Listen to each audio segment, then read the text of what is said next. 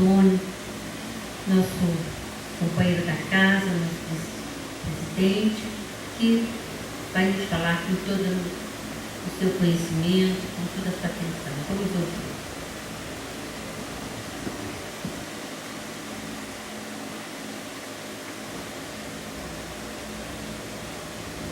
Boa noite a todos.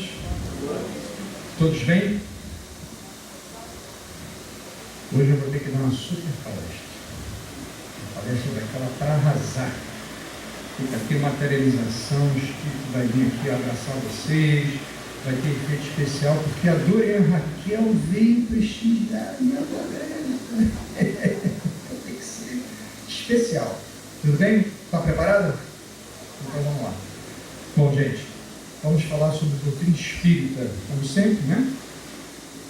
É importante. E Kardec. É a base de tudo.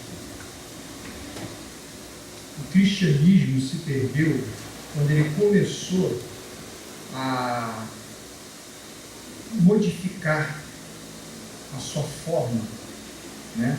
Os exemplos, os ensinamentos de Jesus.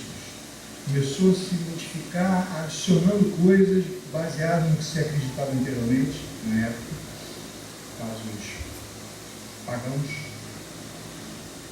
E aí tudo se perdeu.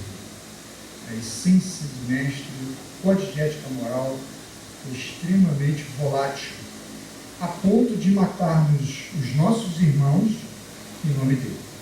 Quando você vê o nível que chegou.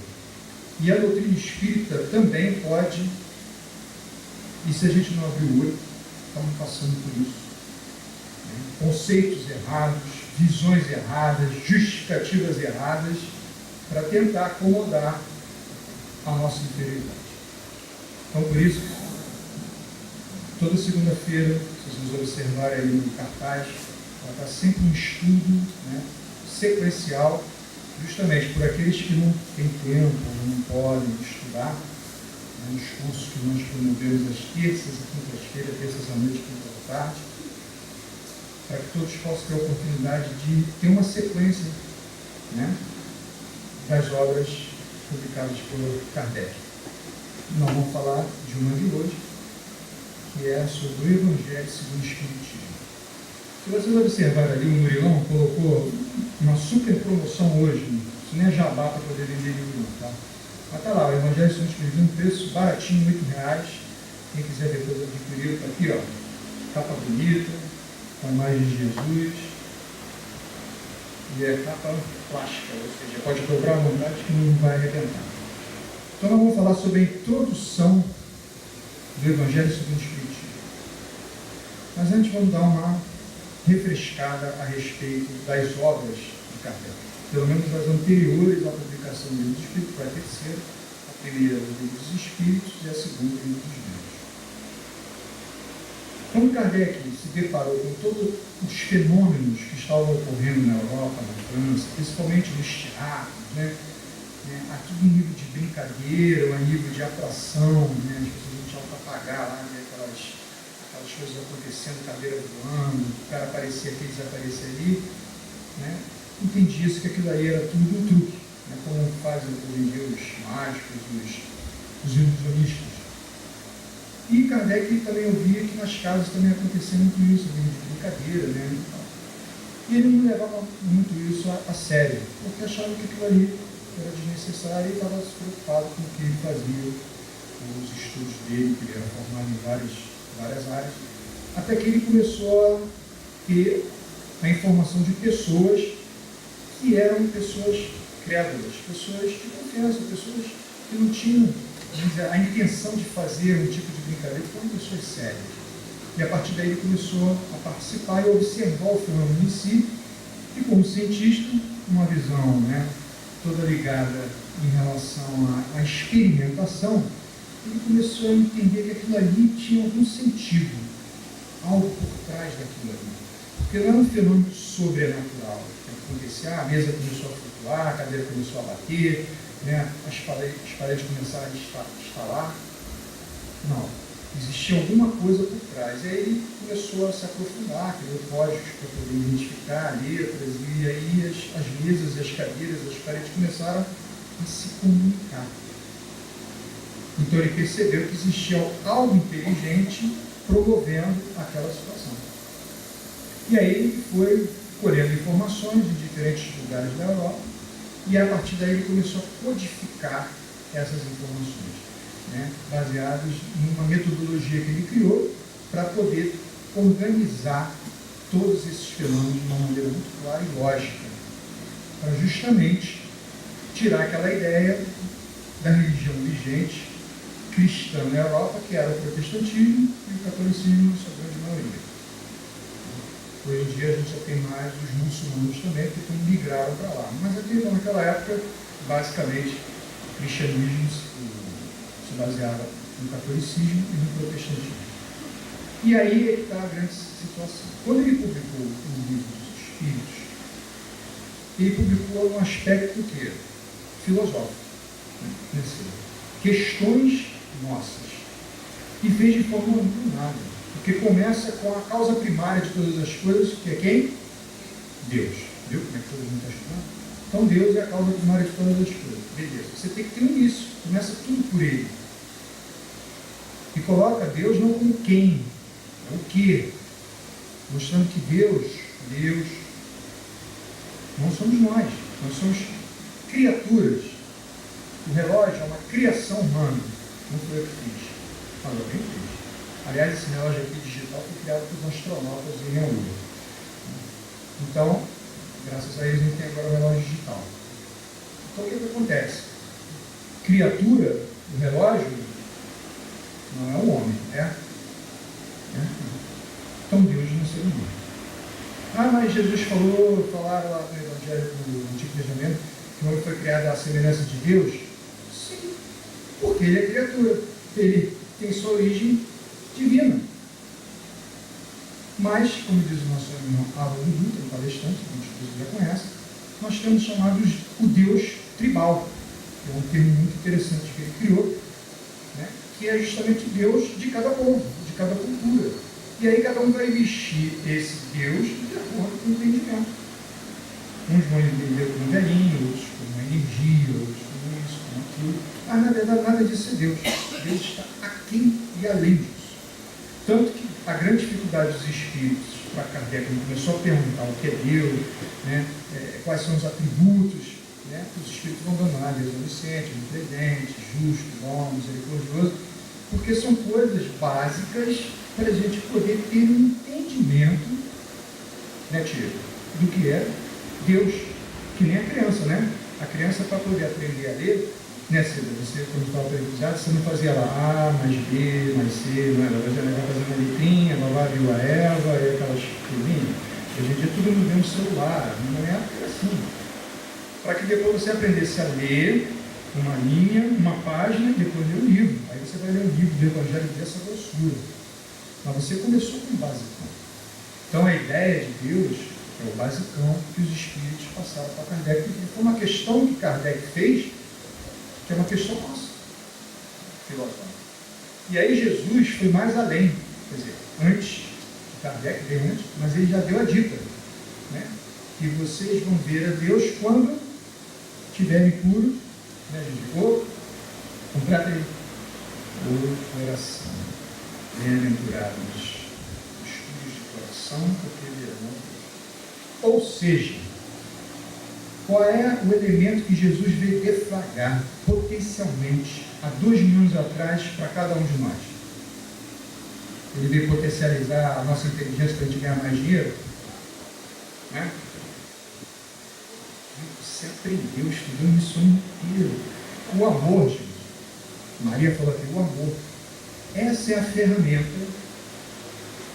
que vai nos auxiliar a ter um entendimento e um sentimento ao Criador. E aí nós vamos poder vê-lo no sentido simbólico.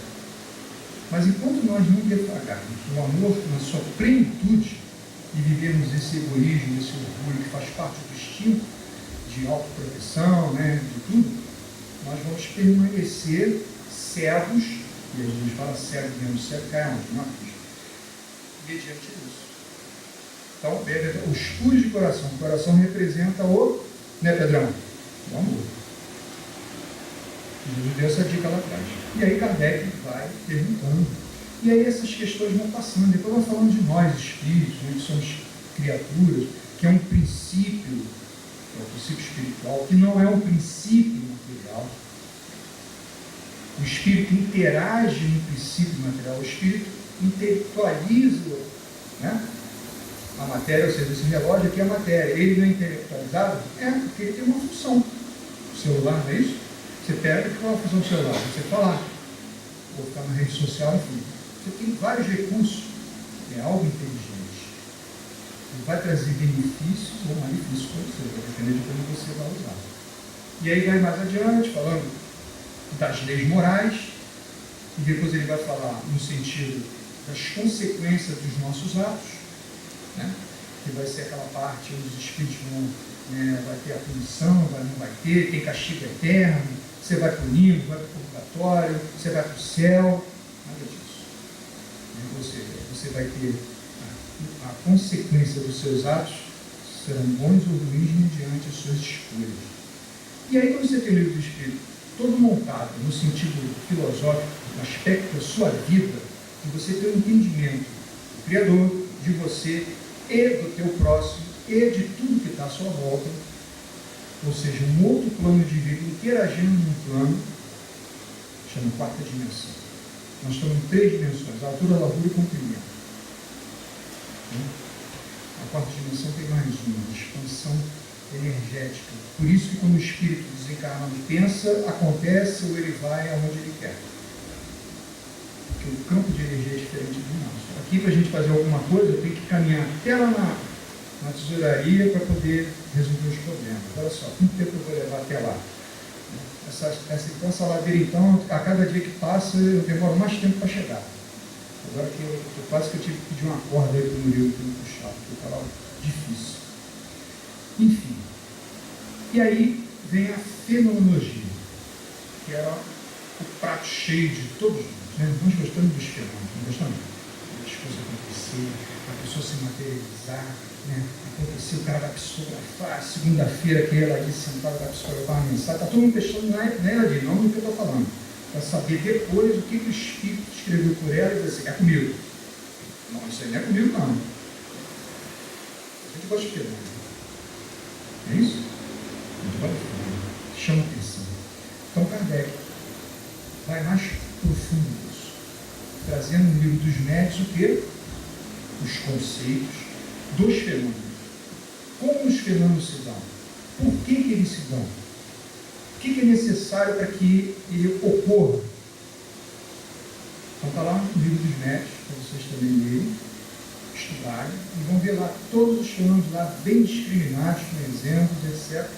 Para que aquela coisa seja isso aqui não, tem uma metodologia, tem uma forma, né, de ver, porque é uma lei que até então nós desconhecíamos. E ela foi muito própria para a época. Por quê? Porque como era uma época do positivismo, era a época em que o ser humano se libertou, né, do ranço religioso, do protestantismo, do catolicismo, onde você não tinha o direito de pensar, pensavam por você e diziam o que você deveria ou não acreditar, e se você fosse contrário a isso, havia uma punição, e é aquela punição psicológica, que é a pior do que a material, né? A psicológica é complicada, porque vai induzir na sua mente que você vai para o inferno, você vai sofrer, né? E aí você só valoriza as coisas negativas, porque você tem medo disso. E a gente traz isso depois nas reencarnações futuras, isso lá no nosso inconsciente, vai dar errado, Deus não me punir. Né? Quando eu era garotinho, estava lá, eu dava um trovão, eu olhava assim para o céu, aí a minha irmã falava assim, papai, os céus estavam em cima de você. Isso tudo era para me intimidar. Aí eu olhava assim, caramba, deve ter feito alguma coisa ruim, parece se preocupar comigo, com o mundo todo desse. Mas aquilo era psicológico, para poder botar o medo, não é isso? Você não está se sofrendo, né, Cidinho? Está dormindo? Não, cara, chega agora, hein? Então, isso ficou nas nossas mentes, né? Essa dificuldade. Então, o positivismo, né, o renascimento, a reencarnação de inúmeros espíritos elevados no sentido da ciência, da arte, né, de diferentes formas da literatura, enfim, de tudo, foram reencarnando, trazendo uma nova filosofia de que agora penso, logo existo. Ou seja, eu tenho que pensar para existir. Olha que legal, gente. Eu penso para existir. Gente, isso aí é uma afronta para quem tem o domínio do poder. Jesus enfrentou esses caras lá no Sinédrio, vamos falar daqui a pouco. E a ciência, todos eles enfrentaram e venceram. Porque a luz sempre vai acabar com as trevas. Isso é falso. A treva pode ficar um tempinho aqui, mas daqui a pouco vem a luz e tudo volta ao normal. Que nem uma tempestade. Vem uma tempestade, tudo preto, o mundo vai acabar. Daqui a 2, 3 horas, não tem mais nada. Menos no Rio de Janeiro, que a gente já fica 2, 3 dias sem energia elétrica. Mas aí é um problema do ser humano. Então, com essa ideia, essas reencarnações, Kardec também que veio nisso hoje, a doutrina espírita estava, vamos dizer assim, favorável, pronta para poder o quê? Trazer e ventilar uma nova forma de ver as coisas e, principalmente, descobrir leis que até então estavam sendo ignoradas como sobrenaturais, coisas intermônicas, coisas assim. E aí a publicação do Livro dos Espíritos, do Livro dos Médios, e aí não adianta você só trazer o lado racional. Correto? Você é só razão? Não, né, tia? Nós somos além de razão, somos o quê? Sentimentos. O espírito, então, falar alguma coisa diferente, já fica logo meio lugar. Fica triste, lá, tudo é comigo, não presta nada. É o sentimento. E outros não têm sentimento de alegria, de felicidade. Então nós somos essa balança, né? Razão e emoção. São dois atributos que nós conquistamos no processo evolutivo. Para podermos o quê? Interagir agora com o livre-arbítrio, certo, Silvia? O livre-arbítrio é que vai nos dar, né, como nós vamos direcionar as nossas vidas. Porque até então, o instinto, nós vivíamos baseado em um código em que a gente seguia. Um animal ele vai ter aquelas reações naturais daquela espécie, né, daquela raça. E nós não. Nós vamos deparar assim, enquanto um vai, o outro não vai. Enquanto um fica com raiva, o outro fica calmo. Né, Cidinho? Enquanto eu brigo com o Cidinho me abraça e diz, eu te amo. Né?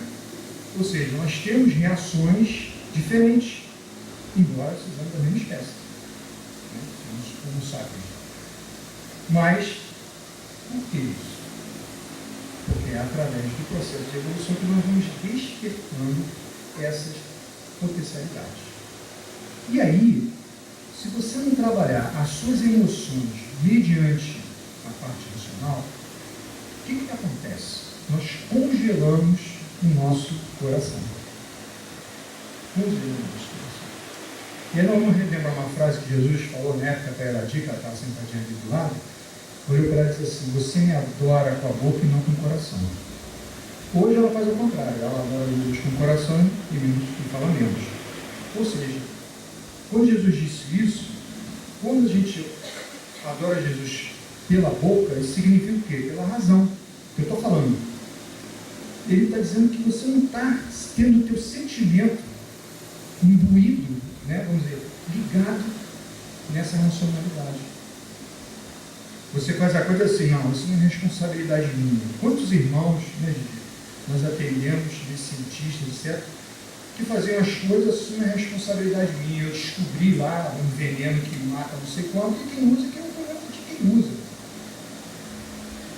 É a lógica do cientista que faz um elemento da natureza ser algo nocivo para o ser humano. Ele não quer se responsabilizar, porque fechou, congelou o coração, o sentimento, para poder assim, caramba, se eu fizer isso, eu vou matar milhões de pessoas.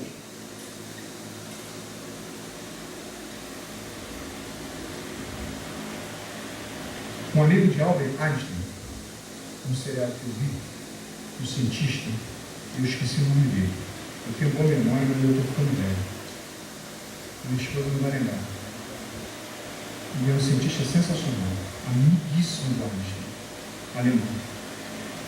E aí, com a Primeira Guerra Mundial, que a Alemanha deflagrou, ele foi convocado para fazer, que eles chamam de terreno, era a Guerra das Trincheiras, aquela guerra que não ficava vendendo aquelas bainhas. E aí, não está dando. A gente não consegue sair do lugar, o inimigo não diminui, continua aumentando. E aí foi proposto a ele, você tem que dar uma solução para a gente acabar com o inimigo. E aí ele criou o gás. Sabe aquele gás da Primeira Guerra Mundial? Ele foi o criador. Só que antes, ele tinha sido um criador, já que a Europa estava desgastada a nível de solo, né?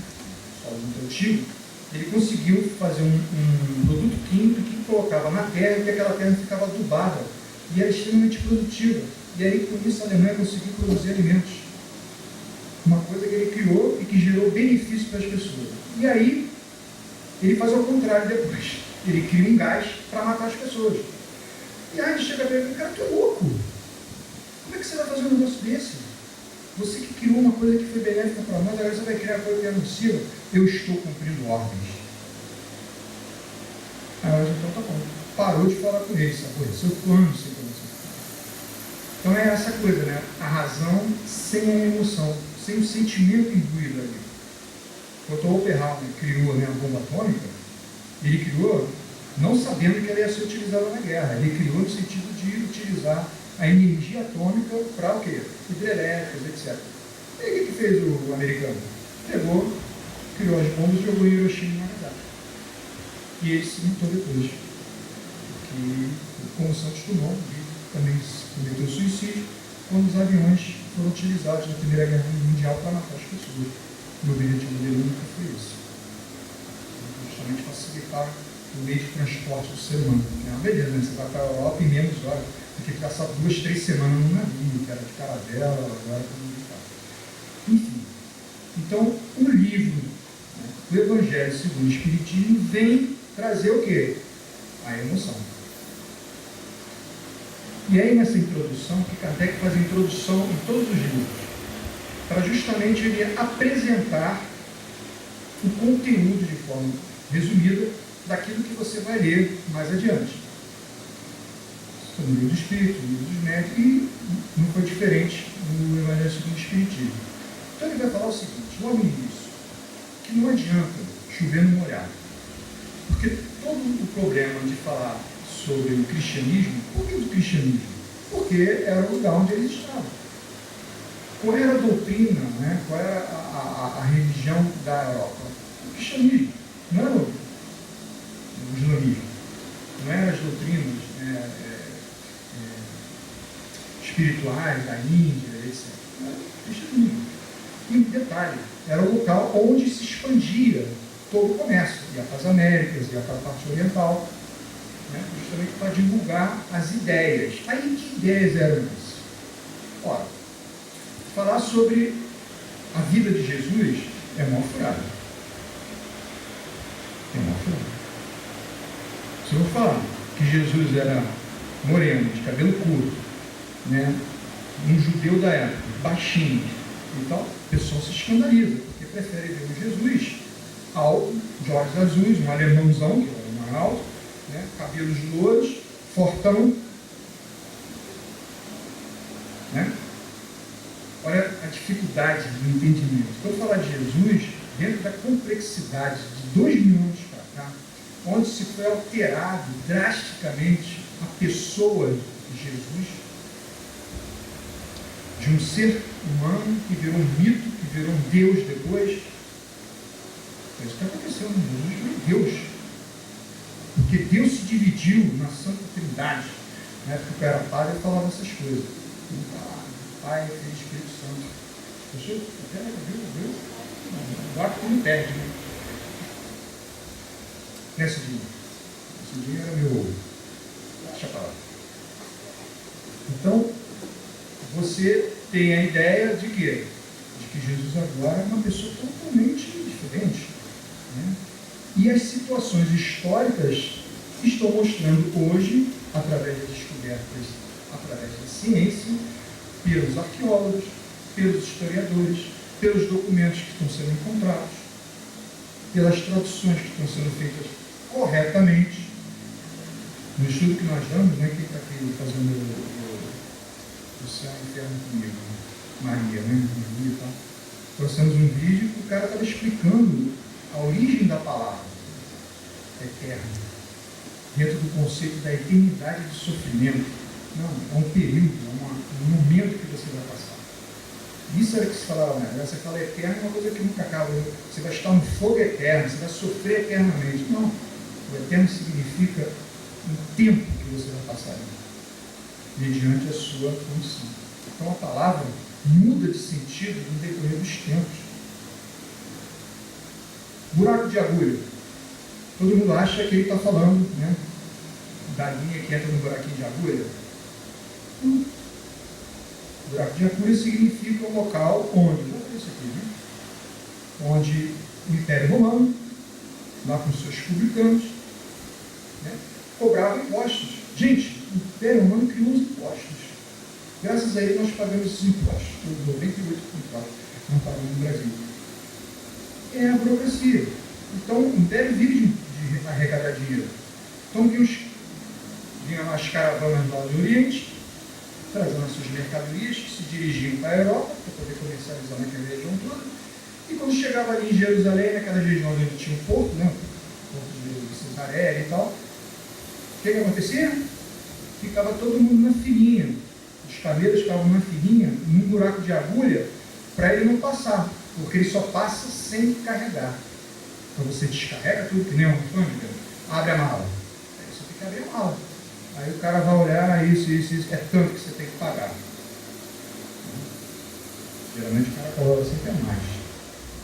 E aí o cara tinha que pagar, porque ele já tinha feito uma viagem longa, já tinha gasto dinheiro, não sei o quê, e tinha que pagar. Se não pagasse, o que acontecia? Recolhe. E o cara perdia tudo. Porque ele era mandado. Então estava um buraco de agulha. Parava, depois que. Aí passava, aí pegava a mercadoria toda, passava, de novo, voltava e ia embora. Aí pegava um barquinho e ia embora. Então Jesus falava isso. É mais fácil, né? O rico não pode passar no buraco de uma agulha ali, daquele, se referindo a uma situação que todo mundo via diariamente, do que o rico entrar no reino dos céus. E aí mudou o sentido. Pode até se ter o sentido da agulha enterrar, né, uma coisa que não tinha esse tipo de agulhamento. Ou seja, as palavras mudam, os conceitos mudam. Obviamente, então, a postura, né, o modo de vida de Jesus foi alterado mediante o quê? Mediante as situações culturais, quando você chega no Império Romano, onde os cristãos, né, primitivos começam a passar as informações, né, dos feitos de Jesus, dos esclarecimentos, orientações, e o camarada acredita em vários deuses, aí começa a pensar, Pedro deve ser aquele deus assim da coisa, vamos fazer uma imagem de Pedro. Você começa a absorver aquilo e se adaptar ao seu modo de crença das imagens, etc. Isso a gente faz aqui. Sem duvidar, gente, daqui a pouco a gente está cheio de quadro aqui, de tudo quanto é espírito. Né? Uma vez a Deusa contou uma história, quando ela estava lá no grupo, né, o pessoal resolveu pintar a parede, aí tinha uma imagem lá do Dr. Bezerra, quando tiraram o quadro, que caiu de papel no chão, porque o pessoal botava o nome e jogava ali atrás para o Dr. Bezerra atender. Engraçado. A gente tem esse hábito mesmo, né, de ficar idolatrando demais, essas coisas, porque a gente traz isso no passado. Então Kardec entendeu que trazer a vida pessoal de Jesus não ia dar certo, porque há polêmicas o tempo inteiro. Jesus fez isso, Jesus fez aquilo, Jesus fez aquilo acolá, Jesus é isso, Jesus é aquilo. Até na própria doutrina tem. Né? Os justendistas acreditam que Jesus, né, viveu a vida inteira dele num corpo fluídico. O Kardec, não, viveu num corpo de carne, como qualquer ser humano que está evoluindo. Mas Jesus evoluiu. Sim, qual o problema? Qual o problema? E aí, na própria doutrina tem essa divergência. Vocês verem como é difícil. Então, Kardec, no seu bom senso, não toca nesse assunto. Também não vai tocar nos aspectos dogmáticos, que também são polêmicos, né? Cientificamente, muitos deles não é provado cientificamente. Muitos deles significam simbologias do que propriamente o ato em si. Né? Andar pedalando sobre as águas, Jesus estava lá dormindo, um barquinho pequenininho, com 10 caras lá dentro, né? É meio complicado. Só se for o batomuxo, vai virar. Não é isso que era o batomuxo que virou. O barquinho daquela época era pequeno, com mais de 10 pessoas dentro, ainda Jesus dormindo no fundo. Aí vem uma tempestade do nada, começa a mexer, e Jesus tinha um sono pesadíssimo. Né? Jesus deve ter tomado qual remédio que toma? Rivotril, e não acordava de jeito nenhum. E aí o barbaca, todo mundo gritando, tinha os gritos, vamos virar, vamos morrer, não sei o que. Aí resolveram acordar Jesus. E aí Jesus acorda, o que está vendo? O que está vendo? Aqui, ó, todo mundo está acabando, não sei o que. Jesus vai ajudar assim, para tudo. Parece até aqueles filões do Antigo Testamento, né, que acontecia. Moisés abriu o mar vermelho, e aí Jesus fez assim, aí ficou tudo isso. Esse cara é bom, esse cara é bom. Aí ele fala, né, vocês têm pouca fé, não sei o quê. Mas como tem pouca fé, não tem esse poder de parecer. Se a gente for pegar o fenômeno em si, ele é ilógico. Mas se você pegar uma situação em que Jesus está sentado junto com os discípulos e vai conversar a respeito da fé, e aí ele começa a contar. Vamos dar um exemplo. Já pensou se a gente estivesse dentro do lago, né? Vocês 3 ou 4, que aí seria um número ideal para o barco não afundar, e de repente começa a ter uma tempestade. O que vocês vão fazer? Vamos entrar e dizer, não, você não tem que entrar em desespero, você tem que se acalmar, acreditar no potencial de vocês, naquilo que vocês sabem a respeito, né, de pesca, de barco, e manter o quê? A tranquilidade nas dificuldades. Não é isso que o Espírito fala para a gente? Para a gente ter tranquilidade nas dificuldades, para a gente poder tomar a decisão certa, e não a decisão do desespero, né, do pânico. Foi isso, Cidinho, que ele falou naquela época. Aí você pegou e falou assim, agora eu vou botar isso numa historinha. Que ele está lá no barquinho e tal. Quem te garante que não foi isso? Então por isso Kardec não vai tocar a nossa parte dos milagres. Tampouco nas profecias, porque são interpretativas, se interpretam. Nós só estamos aí, né? Cada dia você pega uma linha, é fulano, e agora fulano. Todo dia é um fulano. Né? Está com que ser aquele cara. Então também outra furada. Os dogmas que se criam no decorrer do tempo, né? Também não leva a nada. Ou seja, são as repetições das outras religiões. Mas um ponto fundamental, que é aí o que ele vai pegar, é o código de ética moral. Esse mudou muito pouco. Porque esse, segundo os Espíritos, mesmo que sendo alterado, ele ainda tem a essência da ideia, se você for pegar nas entrelinhas. Então é isso que ele pega. O código de ética moral que vai aquecer novamente o coração dos homens. Por quê? Porque como teve o processo, né, da igreja no período de 1000 anos na Europa, em que a tua emoção ficava restrita ao medo, quando vem a ciência, você congela o coração para não ter medo e pesquisar e provar as coisas para poder você aceitar. Né? Você congelando o coração, você não melhora a qualidade de vida das pessoas, porque você não pensa no teu irmão. Quando você traz os códigos de ética e morais de Jesus, nas suas histórias, nos seus sermões, né?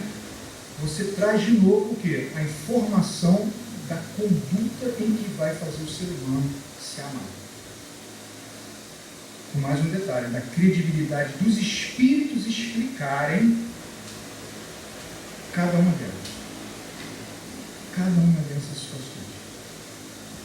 Trazendo o quê? Nova luz a uma história, a um sermão em que Jesus contava de uma maneira simbólica, no sentido do dia a dia das pessoas. Caso do buraco da bolha, né? Ó, tá vendo aqui, ó?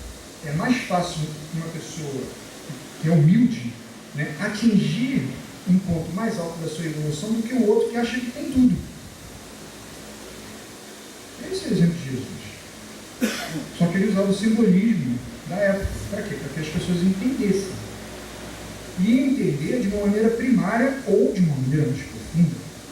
Quando ele conversa com Nicodemos, Nicodemos era o quê? Era um sacerdote, pertenceu aos 70 do Sinédrio. E Kardec depois ele vai ilustrar mais ou menos os nomes, as designações e as informações de cada termo, samaritano, fariseu, saduceu, né? Ele vai colocar aí na introdução para que quando você lê nas partes em que Jesus se depara com o fariseu, ou com o saduceu, ou com o publicano, que era Mateus, enfim, cada um deles, você entende, esse aqui, um publicano, era um cobrador de impostos. Um fariseu era um partido político que pertencia ao Sinédrio, como se fosse um congresso, né? Os saduceus, da mesma forma. Os essênios eram um tipo de comportamento, né, filosofia que tinham, os terapeutas eram outros, né? Então você vai ter uma ideia nessa introdução, quando você lê, ela tem um encaixe, porque ela vai trazer a informação do nome, do que aquilo significa. Então, nessas informações, facilitaria para quê? Para que você tivesse um entendimento desses processos. Então, trazer essas informações e a doutrina espírita, já tinha sido publicado no Livro dos Espíritos e Livro dos Médios, vem justamente trazer o Código de Ética Moral para quê? Para que pudesse novamente esquentar o coração do ser humano. E entendendo, né, de uma maneira mais clara aquilo que Jesus colocava na época de forma simbólica.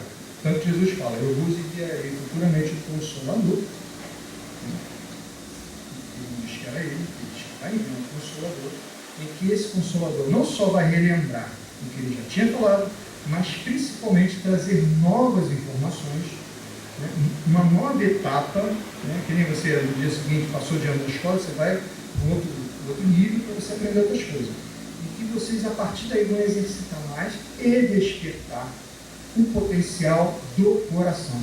Porque o potencial da razão está muito bem, obrigado. Né? Age o celular. Uma live que eu fiz uma palestra aqui no Fabiano, ali, 10 milhões de pessoas já estavam me assistindo, mais do que o de Paulo. Coisa chique, né? Vocês acreditam nisso? 10 milhões? Hein? Acho que foram 300 pessoas. Por que está dando 300, né? Então, é a tecnologia, né, Raquel? Alcance de todos. Né? Ainda bem que a Raquel veio presente, não precisa vir em casa, até porque a gente também não tem. Mas poderemos ter no futuro, é só a gente querer. Então, a tecnologia nos auxilia em tudo. Mas somos os escravos da tecnologia.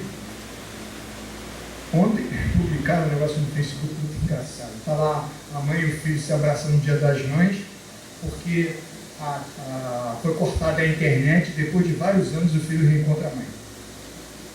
Entenderam? Porque estão dentro de casa, quando tinha internet, ninguém se ia. Aí cortou a internet. Nós somos escravos da tecnologia, o que seria o contrário, gente. A tecnologia é um utensílio nosso. Gente, era para a gente não ficar trabalhando mais. Em casa, você no computador, fazer todo o seu serviço, não precisa ir lá pegar uma ônibus, ficar 3 horas no ônibus. Né? Quer ver um show? Paga o show ali e vê pela internet. Não precisa ficar lá espremido lá com a galera. Né?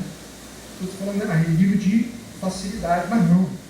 É como se agora tudo é para ontem. O chefe chega, isso aqui tem que agora para resolver. Como agora? Agora, só abrir um e-mail aí que você vai fazer tudo. Aí você não para de trabalhar. Foi por isso que a tecnologia veio? Não. A tecnologia é um recurso. Ou seja, a razão não está tendo a amiga emoção para ajudar. Por quê? Aí vem o quê? Síndrome do pânico, síndrome do quê? Do medo, bipolaridade, depressão. Vamos falando aí, gente. Solidão, hein? Transtorno de ansiedade. Jesus já falava da ansiedade lá. Vocês são ansiosos, vocês ficam pensando sempre no dia da manhã. Pensa no dia de hoje, gente. O aqui e agora. O futuro é o que depende do aqui e agora. Você vai viver, né, pensando no que vai acontecer amanhã. Pensa no aqui e agora e, por consequência, o amanhã vai ser aquilo que você está fazendo agora. O passado já passou. Não tem como voltar atrás, mas tem como aprender com ele. Para não se repetir no presente e você não ter as consequências no futuro. Né?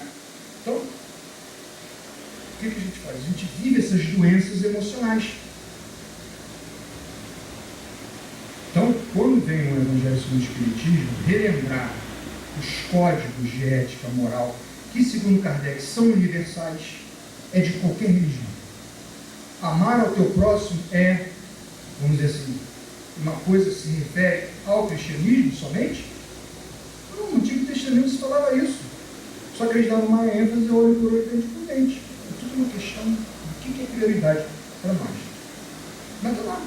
Jesus falou, o que diz a lei? Eu gosto de falar isso. O que diz a lei? Não gosto. Não. O que diz a lei? Ela fala assim, isso é todas as coisas. E a outra? E ao próximo como a ti mesmo. Faça isso e você será feliz. Até hoje ela está aqui. Por quê?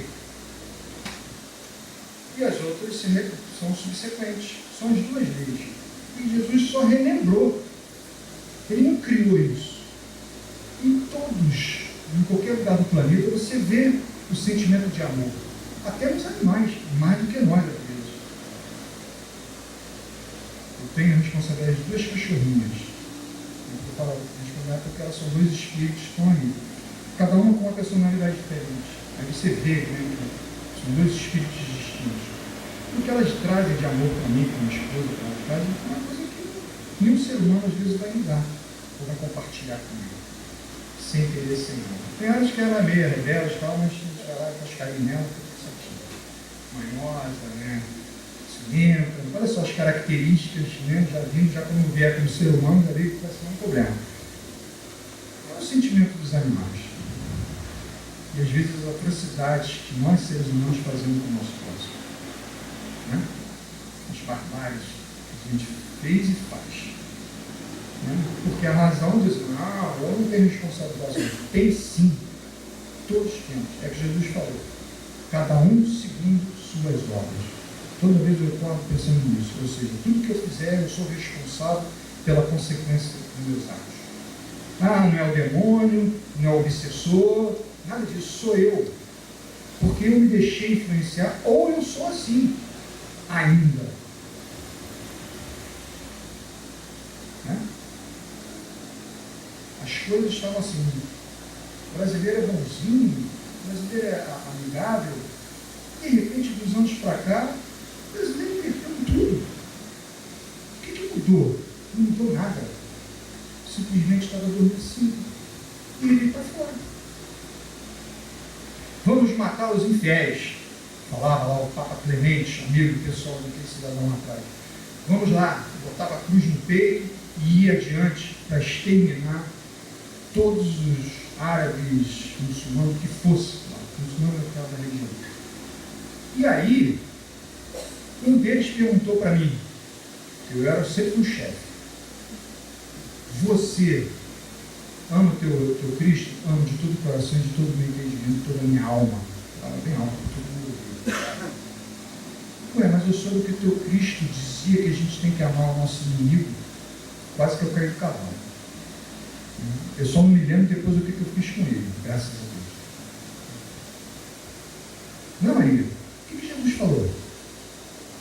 Ama teu próximo, né, como a ti mesmo. Se você amar quem você ama, que mérito você tem? Agora, se você amar quem não te ama, ou quem você não conhece, ou quem é diferente de você, ou quem pensa diferente de você, aí você vai ter mérito. Por quê? Por quê? Porque você, compartilha, você interage, você não bota a margem. Jesus era agregador, agregava. Para que você, no entendimento, você e ele se acertassem. E não uma aniquilação. Olha como a filosofia de Jesus era essa. Alterada e deturpada. Um sentimento de ódio e de raiva. E as pessoas agiam assim? Ou seja, cadê o ensinamento de Jesus na prática? Não tinha. O despertar da violência veio para poder matar os infiéis. Então não tem desculpa. Não tem desculpa. Tem sim reparação e melhoria de qualidade de vida da própria pessoa, se tornando um ser melhor. Entendendo e praticando isso. Por isso que a doutrina espírita dá responsabilidade. Se vocês estão esperando que a espiritualidade superior vai aliviar, não vai não. Porque cada um segundo as suas obras, falou Jesus. Então nós temos que ter consciência e responsabilidade do que somos. Não fiquem nervosos, isso não é um sermão, mas isso é um aviso para nós. Por quê? Porque as coisas que aparecem, na verdade, são coisas nossas. E elas são elementos que vão nos sinalizar para a gente melhorar. Era assim que João Batista fazia. Lembra? Tinha gente que só queria tomar banho no Rio Jordão. Vou cair dentro d'água, vou tomar banho, né? Era esse o significado do batismo? Era isso. O que significava? Água do corpo. Então João, a pessoa chegava lá, o que você veio fazer aqui? Eu vim me confessar. Mais de 300 pessoas ali ouvindo. Aí o cara falava. Todo mundo ouviu. Jesus faz a mesma coisa com a mulher adulta no Rua das Pedras. E aí terminou. E agora, como é que você se sente? Ele tem tudo para fora. E olhou, o que eles acham disso tudo? Ele ficava olhando, me envergonhando e tal. Aí ele falou assim, João falou, não fazem nada, porque eles são tanto piores quanto você. Porém, você, nesse momento, você entrou em contato com você mesmo.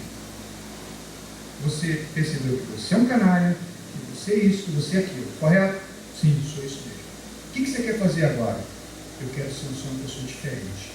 Simbolicamente, no elemento da água, você vai renascer um novo corpo, uma nova postura, mais consciente das coisas, porque você agora sabe quais os defeitos que você precisa combater dentro de você mesmo. Não só ele, como todos. Porque ninguém aqui vai te julgar, porque todos aqui têm problemas e dificuldades. E aí ele recebeu o batismo simbólico para poder o quê? Recomeçar a sua vida. E aí é o processo que a gente chama de reencarnação. Né? Além de ser um processo evolutivo, é um novo recomeço dos erros cometidos. É a nossa reeducação para continuarmos o nosso processo de evolução. Olha que interessante, né? Como as coisas se encaixam depois. Então, gente, é essa a ideia básica que o Livro dos Espíritos vai trazer no sentido de melhorar e sinalizar para nós os códigos de ética mediante as nossas dificuldades. Se o Evangelho prega a humildade, qual é a minha dificuldade? O orgulho. Eu tenho que ser mais humilde? Sim, porque na verdade é que nem você pegar um copo que está sujo e vai enchendo de água. Aquela água limpa vai jogar aquela sujeira para fora.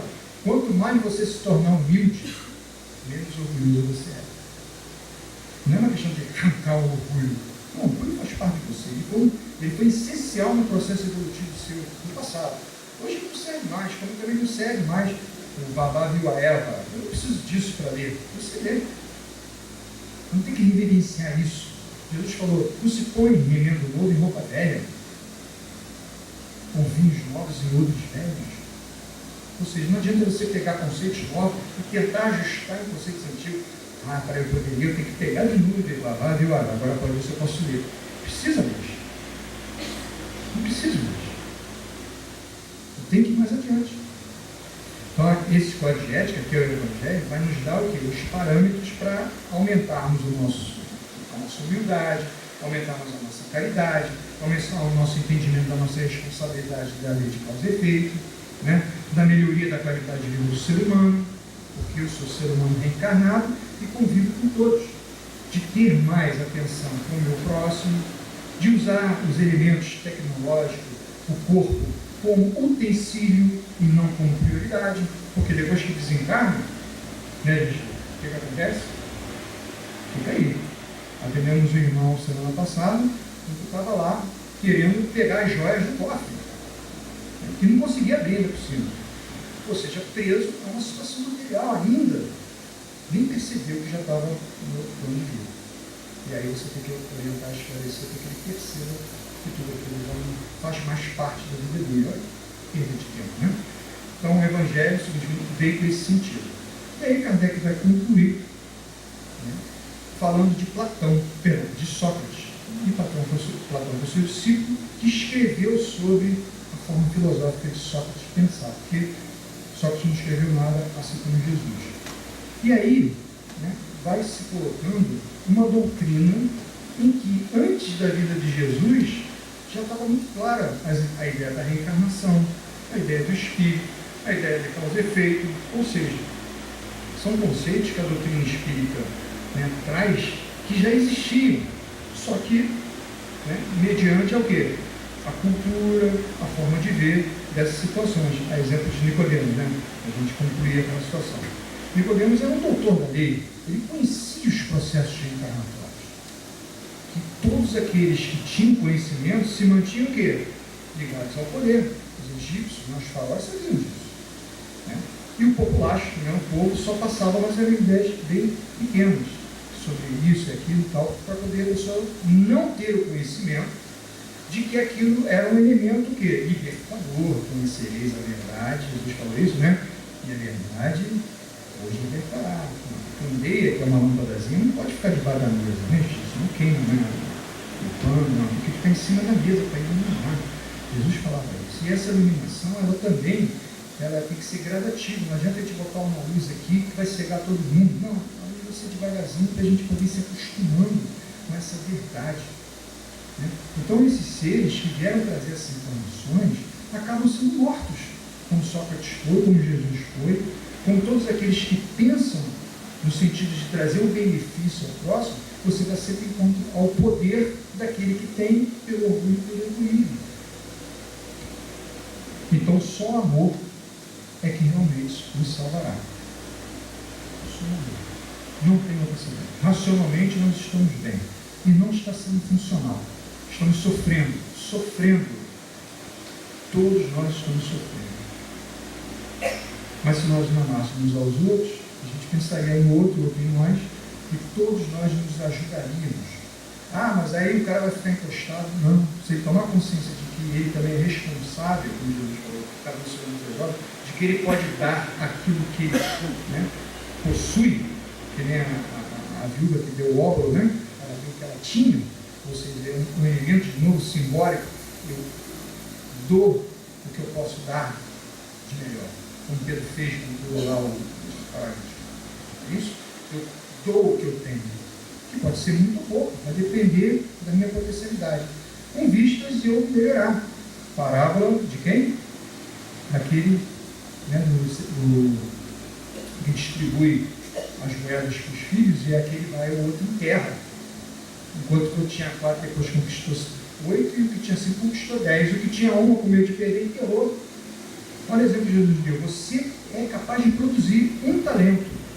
É a palavra de talento. Então você vai pegar aquele teu talento, aquilo que você tem, e vai aplicar pelo próximo. Ótimo. Se eu só posso dar um abraço na Rosângela, é o que ela precisa. E é o que eu tenho, meus irmãos. Infelizmente, só posso dar um abraço com muito carinho e amor. Eu não posso dar uma casa, um iate, não posso dar nada disso. Mas um carinho, um beijo em você eu posso dar. É um talento que eu tenho. Mas esse talento vai fazer uma diferença na vida dela? Nada. Mais do que se eu desse para ela uma casa luxuosa, onde ela ia ficar lá dentro da casa dela sozinha, solitária. Né? E aquele abraço, se estiver perfumado, você vai ficar com o meu perfume uma semana. Nem vai tomar banho. Né, gente? É isso aí, é um talento. Ah, mas eu quero ter 4. Cara, então trabalha, se dedica, se esforça, se melhora com você vai ter 4 talentos. Porque Deus continua trabalhando até hoje, como Jesus falou, né? Meu Pai trabalha incessantemente. Isso foi uma indireta para os fariseus que queriam descansar no domingo. Perdão, no sábado, né? Que é o sábado. 7º dia, Deus descansou. Então eles queriam descansar. Ninguém descansava nada, gente. Todo mundo trabalhava normal, tudo uma hipocrisia danada. E aí, Jesus questiona isso. Ninguém tem que parar de trabalhar porque Deus produz o tempo inteiro. Se o Criador produz, por que a criatura não vai produzir? Ou seja, por que você não vai se melhorando, se evoluindo, crescendo? Altos papos com Jesus é muito legal, gente. Ali sentadinho na rodinha com ele, você aprende muito. Né? Graças a Deus nós estamos resgatando isso. Então, gente, a ideia de Sócrates é uma ideia antiga, né, desse processo, em que Jesus veio aplicar depois, e a doutrina espírita veio relembrar.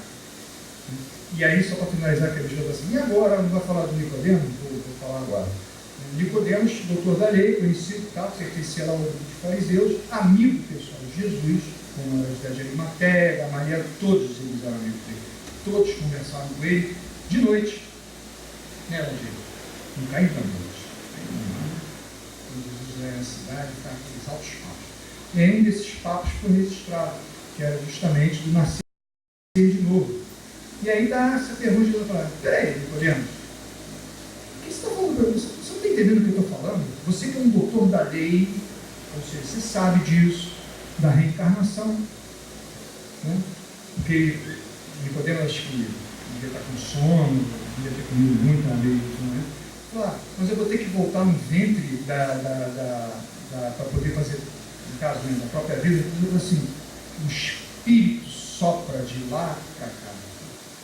Tu sabes do que eu estou falando? O que é o espírito lá para cá? Você vai reencarnando aqui e ali e você vai ter uma nova existência, uma nova forma de você viver a sua vida, ou seja, uma única existência que você vai atingir uma evolução. Uma semente não se torna no dia seguinte uma árvore, só em ficção científica lá que cresce. Na hora não, vai demorar dias. A cidade demorou 2 meses para consertar a água aqui. Né? Então tudo é assim, né, Cílio? Tudo demora, né? Nada é assim à toa. Você não vai ficar anjo da noite para o dia, você não vai ser santinho. Agora eu sou espírita, agora eu tenho uma vaga reservada, especial no nosso lar. Né? O apego. Ela vai desencarnar, está vendo agora o governador segundo o Geraldo Guimarães está desencarnado. Se não governador me dá um puxão de orelha. E aí todo mundo acha que todo mundo que trabalha para a Fabiano já tem um lugarzinho reservado no nosso lar. Olha que coisa, né, Davi?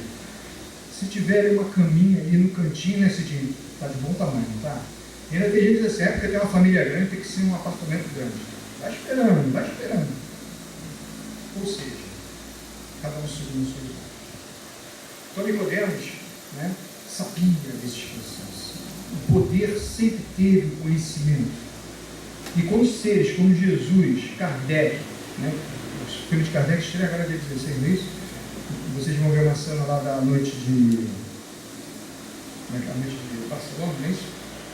Que eles vão queimar os livros, tentando relembrar a Inquisição. Hitler fez isso também, mandou queimar todos os livros. Todos aqueles que não querem que você tenha acesso ao conhecimento, querem sempre eliminar. Ou elimina a educação, ou queima os livros, ou faz isso aquilo. Né? E quiseram fazer isso com Kardec também, para poder o quê? A ideia não ser divulgada. E aí quando você não consegue, você mata. Ou hoje em dia você publica lá um fake news dizendo que falando de tal e tal coisa. E aí aquele fake news rola, né, Vinícius? Aí diz assim, o Sorriso Maroto não vai mais se apresentar no Imperato. Pronto, aí não vai, é fake news. Né? E aí, uma semana depois eles estão lá. Como assim? Né? Pois é, porque o concorrente não queria que ele viesse, porque aí, não indo, o pessoal ia para o show do outro. Tem isso também, não tem? Então, é isso aí. Então, o poder é sempre se manter. Então, Jesus fala do poder, né, Ricardo? Do amor. Esse todos os povos vivem isso. Todos. Vamos pensar sobre isso, porque o Frank já está cansado, e eu já estou em 2 minutos e ela já está me de café. Vamos pensar sobre isso. O livro está ali para vocês adquirirem um preço especial, para vocês lerem, refletirem. Temos o curso, né, Maria, toda terça-feira. Quem está dando é o Carlos Henrique, né? Levanta a mão, Maria, para não saber que é você. Toda terça-feira, de 8 às 9h30 da noite. Na quinta-feira, que horas é? Também tem, para vocês estudarem, lerem, pegarem todos esse código de ética moral que Kardec teve cuidado de trazer. Esse é o verdadeiro, no sentido para a nossa vida ali, aplicar o nosso objetivo. Ah, mas o outro? O outro é o outro. Não estou falando do outro, não é um problema meu. Eu sou responsável pela minha vida. Quando a gente ser responsável pela nossa vida, nós vamos estar caminhando com tranquilidade para o nosso processo de evolução ser o mais tranquilo e melhor possível. Ok? Tudo bem, Raquel? Tá legal? Então, gente, boa noite. Fiquem com Deus.